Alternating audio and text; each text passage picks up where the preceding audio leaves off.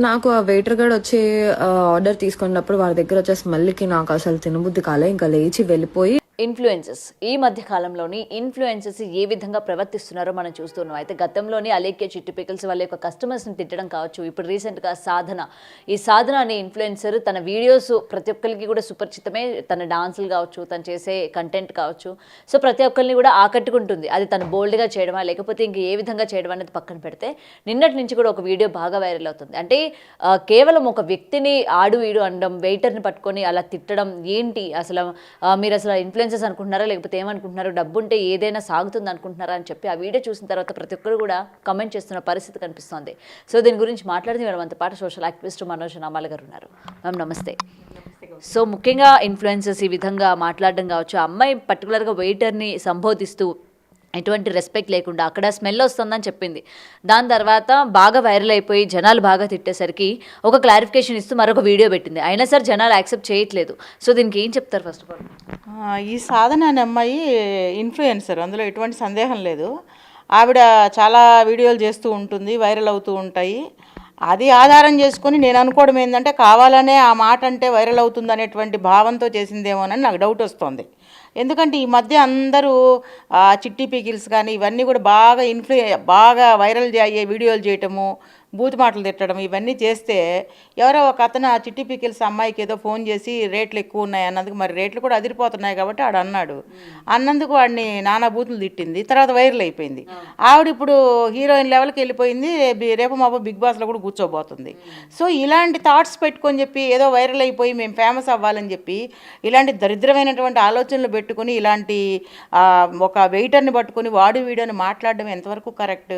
నేను అనుకుంటున్నాను కేవలము ఫేమస్ అయిపోయి బిగ్ బాస్కి వెళ్ళి ఏదో అక్కడ వెలగబెడదామనేటువంటి ఉద్దేశం తప్ప ఈ ఇన్ఫ్లుయెన్సర్ ఈ సాధన అసలు మాట్లాడేది ఏదో ముందే చెప్పొచ్చు కదా. తాగుతున్నాడంటే అలాంటి వాళ్ళని రెస్టారెంట్ వాళ్ళు ఎలా పెట్టుకుంటారు? వాళ్ళు ఇష్టం పెట్టుకున్నారు, వచ్చేవాళ్ళు వస్తున్నారు, తినేవాళ్ళు తింటున్నారు. ఈవే అంటుంది అక్కడ ఎవరు లేరు, మేనేజర్ లేరు అన్నప్పుడు నువ్వెందుకు వెళ్ళి ఆర్డర్ చేసుకున్నావు? అలాంటి వాతావరణంలో నీకు ఇష్టం లేదు, ఆడ తాగాడు అనుకోండి, అక్కడ మేనేజర్కి ఎవరికో ఫోన్ చేసి, ఫోన్ నెంబర్లు ఉంటాయి కదా ప్రతి ఒక్కళ్ళకి, అంత ఫోన్ నెంబర్ లేకుండా అంత అనామకంగా హోటల్స్ ఏమి ఉండవు. ఎవరో ఒకళ్ళు ఉంటారు, మేనేజర్ లేకపోతే ఇంకొక అసిస్టెంట్ మేనేజరో ఇంక డిప్యూటీ మేనేజర్ ఎవరో ఒకళ్ళు ఉంటారు కదా. వాళ్ళకి నువ్వు చెప్పుండొచ్చు, సార్ ఇట్లా నాకు ఇన్కన్వీనియంట్గా ఉంది, మీ రెస్టారెంట్లు ఇలా మెయింటైన్ చేయడం కరెక్ట్ కాదు, పబ్లిక్ ఇబ్బందిగా ఉంటుంది మరి నాలాంటి వాళ్ళు వచ్చినప్పుడు. ఎందుకంటే ఈవిడ సోఫిస్టికేటెడ్ ఉమెన్ కదా, పెర్ఫ్యూమ్స్ అన్నీ వేసుకొని వెళ్తుంది. ఆడేమో పాపం కష్టం చేసుకున్నాడు, పొద్దున్నుంచి అలా ఉంటాడు, ఏదో ఒకరోజు చెమట స్మెల్ వచ్చి ఉంటుంది. అది బేస్ చేసుకుని చెప్పి వాడు వీడని మాట్లాడడం కరెక్ట్ కాదు. ఎందుకంటే ప్రతి ఒక్కరు వాళ్ళ వృత్తిని బట్టి వాళ్ళని మనం గౌరవించక తప్పదు. వాళ్ళు లేకపోతే నీకు అక్కడికి పోతే సర్వ్ చేసేవాళ్ళు ఎవరు ఉంటారు? నువ్వు 3 స్టార్ హోటల్కి వెళ్ళినా 5 స్టార్ హోటల్కి వెళ్ళినా కూడా నీకు వడ్డించేవాడు అక్కడ సర్వర్ ఉంటాడు, వెయిటర్ ఉంటాడు, వాళ్ళు నీకు వడ్డిస్తారు. వాళ్ళు వడ్డిస్తేనే నువ్వు తినాలి. వాళ్ళ దగ్గర వాసన గురించి అంత పక్కన వాడు వచ్చి ఇప్పుడు నిలబడ్డాడు నీ దగ్గర. సో ఇవన్నీ ఏంటంటే ఈ మాటలన్నీ మాట్లాడడం నేను కూడా వాడు అనకూడదు. ఆ అబ్బాయి అంటాను, ఆ అబ్బాయి వచ్చి నిలబడ్డాడని పక్కన, మరి అంత పక్కన నిలబడేదాకా నువ్వేం చేస్తున్నావు? నీకు నచ్చలేదు, యాంబియన్సే నచ్చలేదని నువ్వు రెండోసారి వీడియోలో చెప్పేటప్పుడు మరి ముందే ఎందుకు ఆ మాట నువ్వు అక్కడ అసలు ఎందుకు వెళ్ళావు నచ్చలేదు, బయటకు వచ్చేయాలా? పర్టికులర్గా అతన్ని పర్సనల్గా అతని యొక్క బాడీని గురించి మాట్లాడటం, స్మెల్ వస్తుంది, గుట్కా వేసుకున్నాడు, తాగాడు అన్నప్పుడు వెంటనే లేసి వచ్చేయాలా? ఎందుకంటే అతను ఎప్పటి నుంచో అక్కడ ఉద్యోగం చేసుకుంటున్నాడు. ఈరోజు నువ్వు ఇచ్చిన స్టేట్మెంట్ అక్కడ పోయేవాళ్ళు పోకుండా మానరు కదా. సో అక్కడ మేనేజర్ లేకపోతే ఎవరికైనా కంప్లైంట్ చేస్తారు, ఈ యాంబియన్స్ నాకు మంచిగా అనిపించట్లేదు, మీది కొంచెం సరి చేసుకోండి.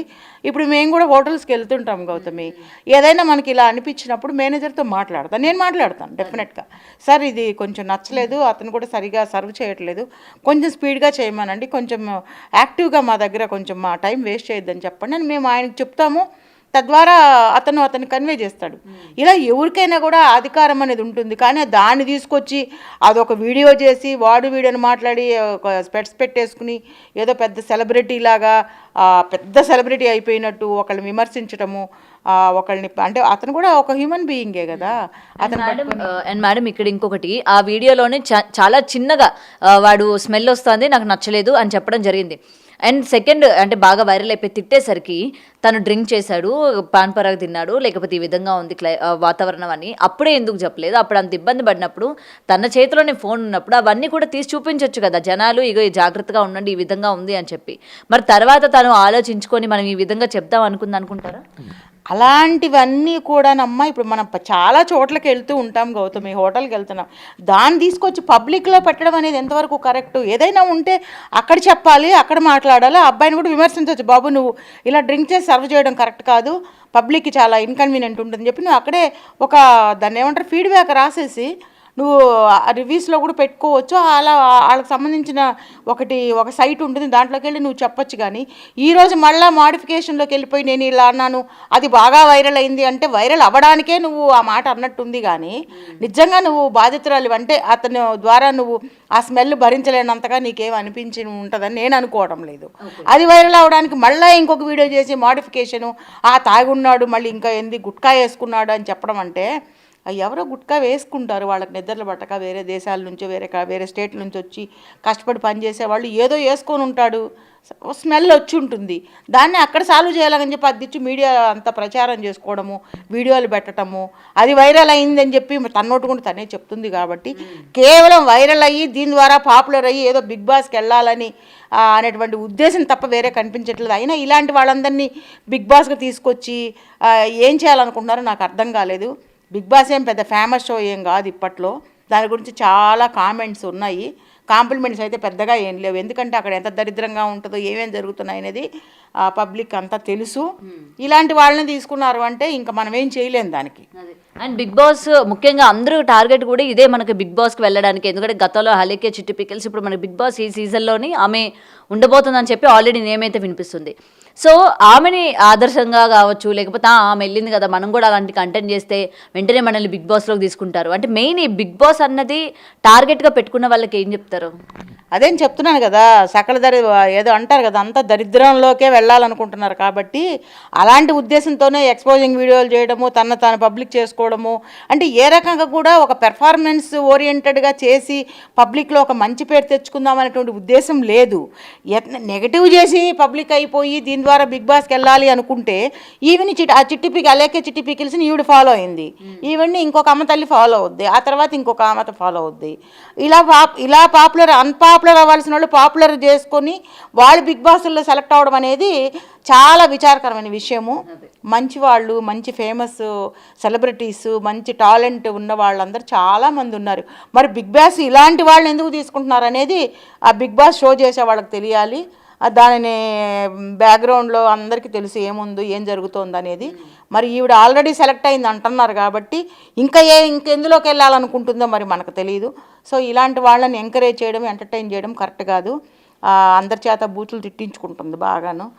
సో అది ఎంతవరకు కరెక్ట్? ఒక ఆడపిల్లగా ఉంటూ ఇలా పబ్లిక్ అవ్వాలని కోరుకోవడము అమ్మాయిలకు అస్సలు కరెక్ట్ కాదని నా అభిప్రాయం. For more videos like this, subscribe Big TV channel.